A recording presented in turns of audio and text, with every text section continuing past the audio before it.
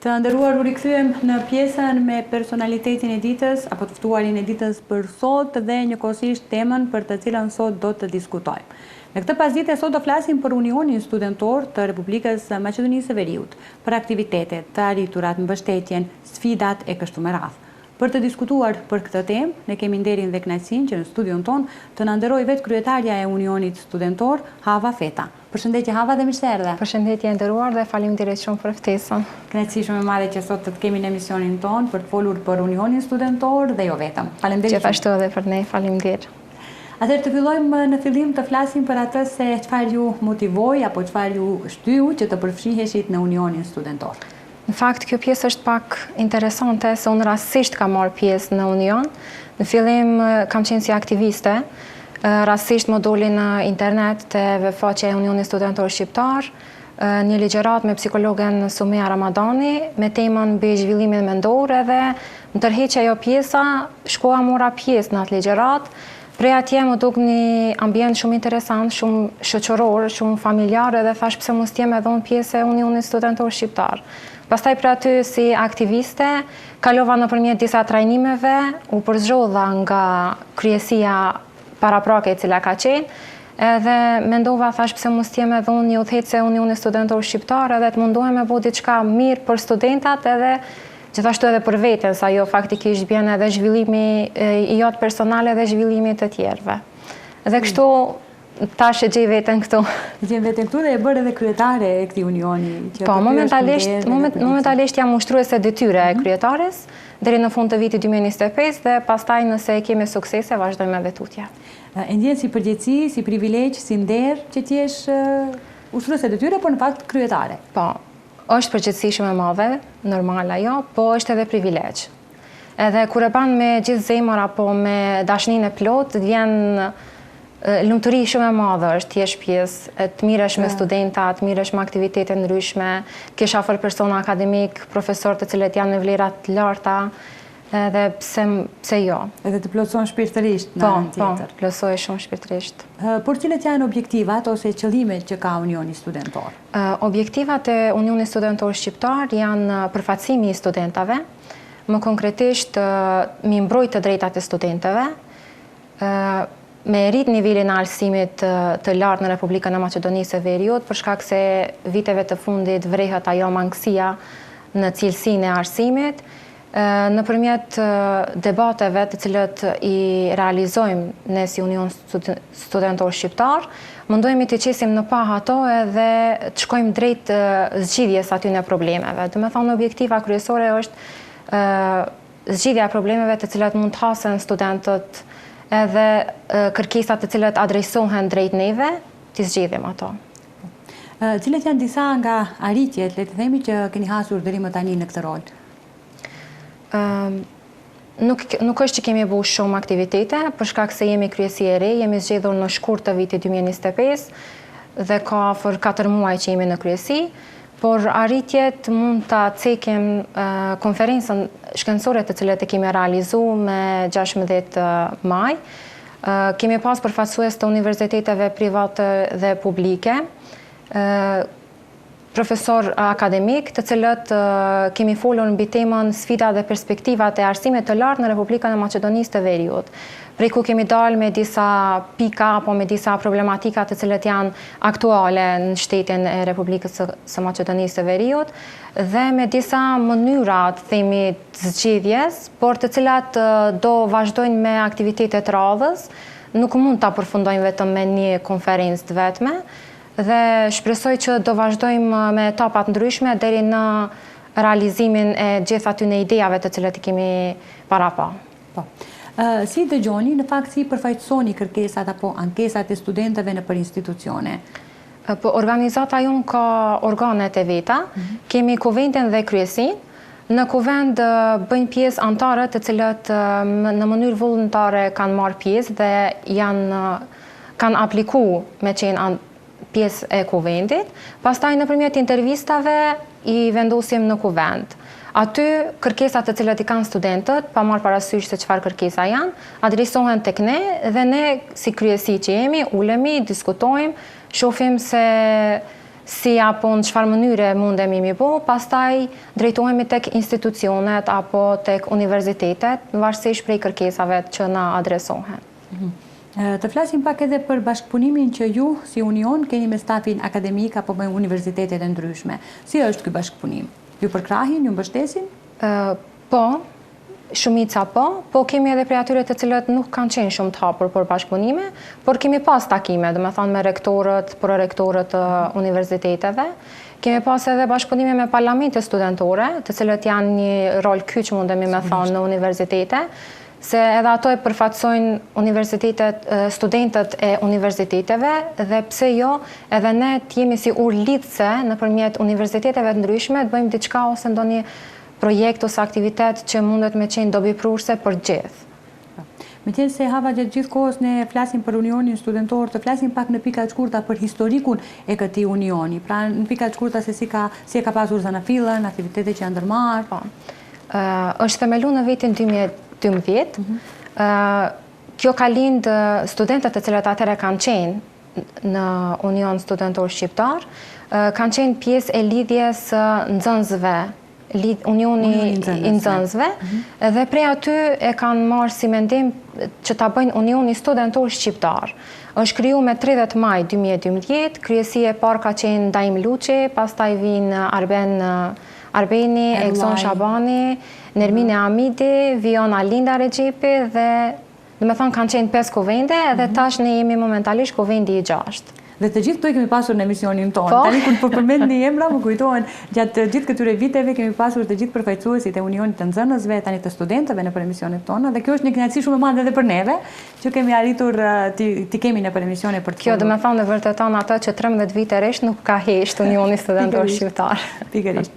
Dhe kjo na gëzon shumë si pak, sepse kemi të ri, kemi studentë që ndoshta bëjnë dhe revolucionin në shoqëri, janë pjesa më vitale e shoqërisë, siç jeni ju edhe që ndoshta nuk mundemi me bo ndryshim shumë të madh, po kryesorja është që ne të mundohemi ta japim përkushtimin edhe mundin për ata, se nuk është gjithçka në dorën tonë.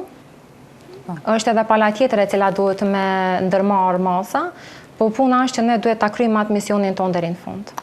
Nëse flasim për aktivitetet në përgjithësi të Unionit, mund t'i përmendim disa prej tyre dhe a ka ndonjë aktivitet që është më i veçantë, më tradicional, që çdo vit po realizohet? Më i veçanti apo më i rëndësishmi, të cilat mund të themi, është projekti kërkesave studentore. Përfshin shumë projekte brenda. Një ndër projektet është konferenca e cila vetë se kemi realizuar. Në konferencë shtrohen të gjitha ato ankesat apo problematika që i kanë studentët. Pika e parë është niveli i arsimit të lartë, dhe me thonë cilësia e arsimit është shumë e dobët, cilat mund t'jenë etapat që duhet më ndërmarrë për me rrit nivelin e kësaj problematike.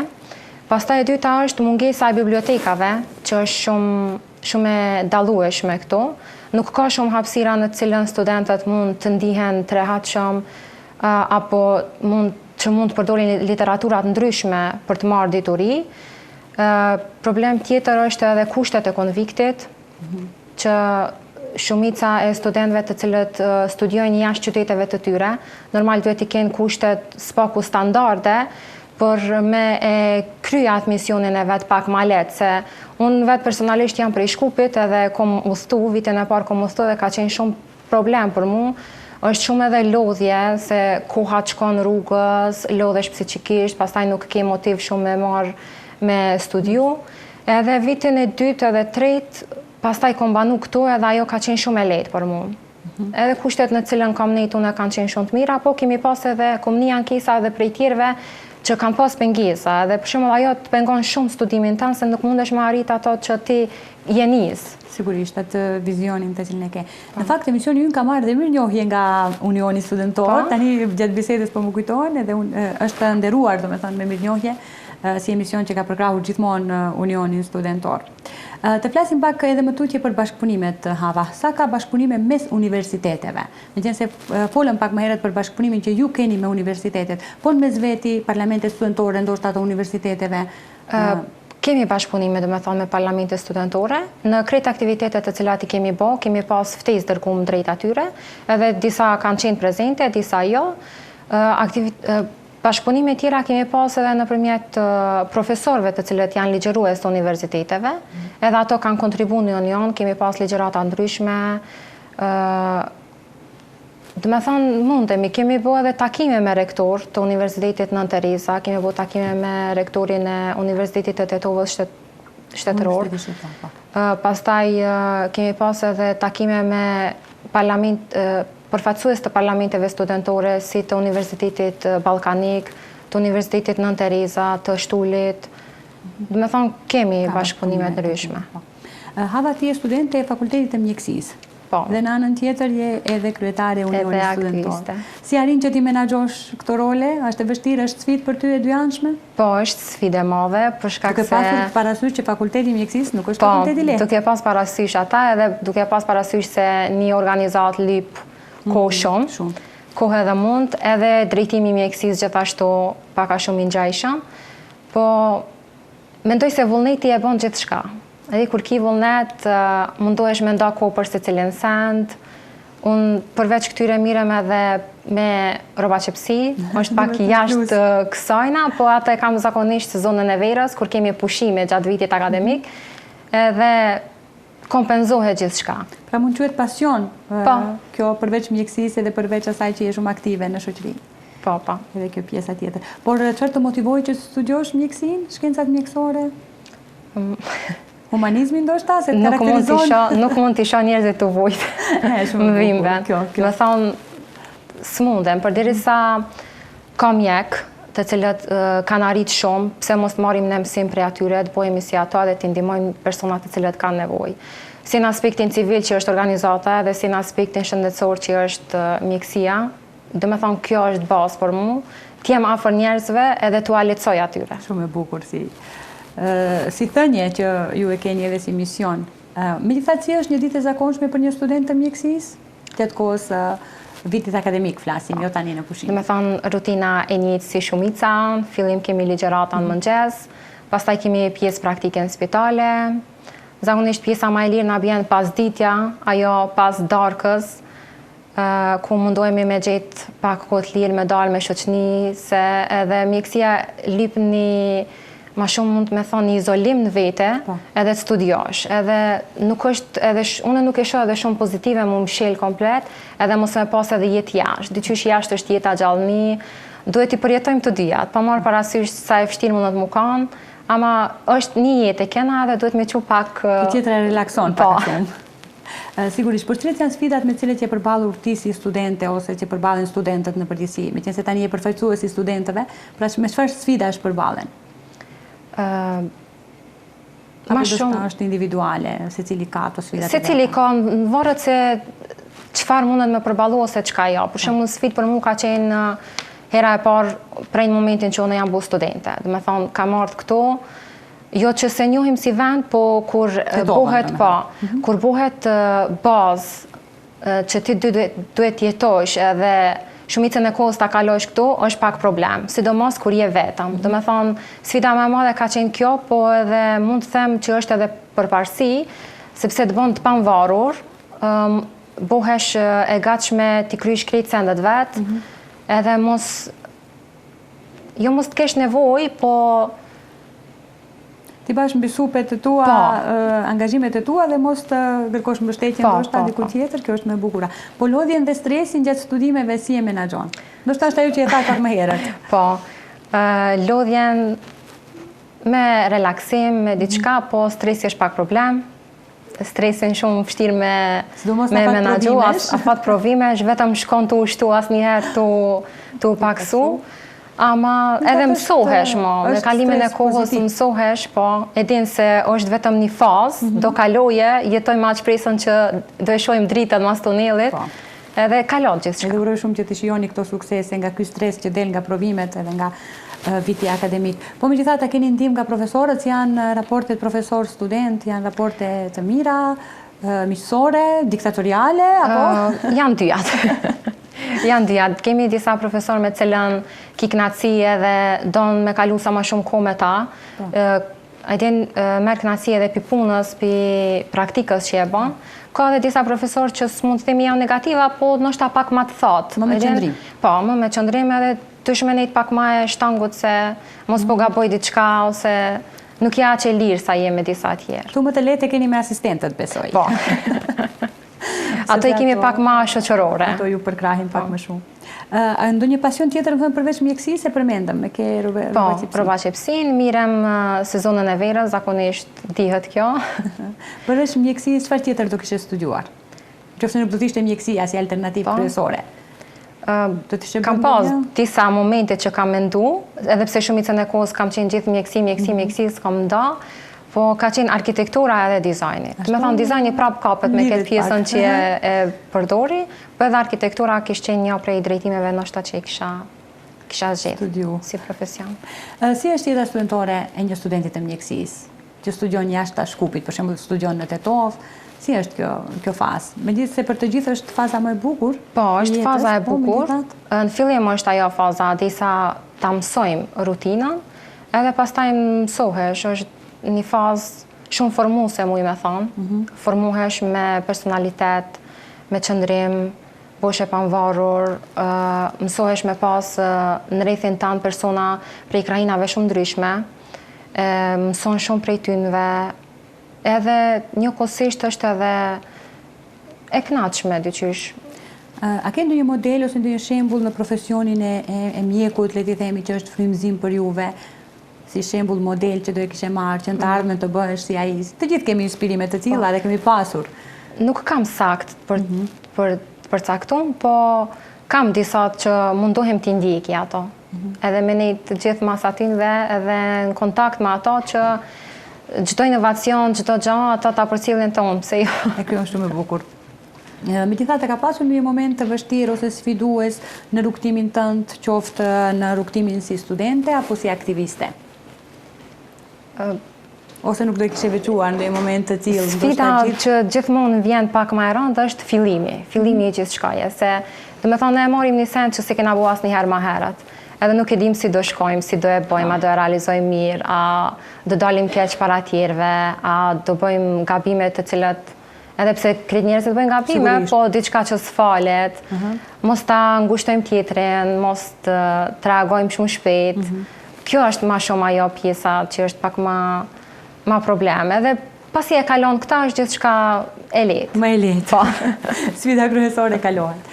Megjithatë, cilat ishte këshilla yte për ata që duan të studiojnë mjekësinë dhe njëkohësisht për ata që duhet në fakt të jenë më aktiv në shoqëri, edhe dalin pak nga ajo zona e tyre e komfortit edhe e rehatisë? Sa i përket mjekësisë, personat të cilët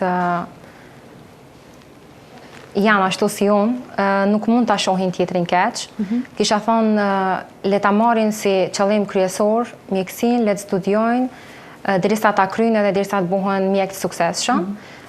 Sa i përket aktivistave tjerë, studentë të cilët kanë talente të ndryshme, të cilët kanë aftësi, të jenë udhëheqës apo çfarë do lloj talenti të cilët ato përmbajnë vete, mos dorëzohen asnjëherë. Le ta kapin atë litarin, le ta përcjellin deri në fund, sepse pas mund të ketë pengesa, po në fund do ja dalin gjithë. Do të thonë arrihet ajo. Në mos shumë sukses i madh është mjafton për mbushja shpirtërore e jotja. Ndërsa për të rinjtë të cilat të duan të jenë pjesë e unionit studentor, çfarë do i kishe porositur? Mos ngurojnë? Mos ngurojnë, jemi të hapur për gjithë, përveç studentave, do të thonë pjesë e unionit studentor shqiptar mund të jenë edhe maturantët, ato i paraprogatitin pak për jetën studentore akademike. Dhe gjithashtu e shfrytëzoj rastin t'ju bëj thirrje edhe parlamenteve studentore, të bëjmë edhe më shumë aktivitete tjera, edhe të kalojmë sa më mirë. Hapa, unë falenderoj shumë që ndalën nga koha jute për të qenë sot pjesë e emisionit tonë dhe për të na treguar apo njohuri për të na dhënë më shumë rreth unionit studentor. Të mirpresim sërish në emissione tjera me tema të tjera, aktivitete tjera, sërish ndoshta edhe në bashkëpunim me disa studentë të tjerë ose anëtarë të kryesisë. Jo, faleminderit edhe një herë edhe për juve për ftesën, ishte shumë kënaqësi e imja të jem pjesë e studios tuaj. Faleminderit shumë që na nderove. Faleminderit shumë. Të nderuar shikues, ishte kjo pjesa me personalitetin e ditës për sot, apo të ftuarën e ditës, ku kemi folur për temën që ka të bëjë me unionin studentor. Ju vazhdoni dhe më tutje të qëndroni me ne, rikthehemi pas pak në pjesën e fundit.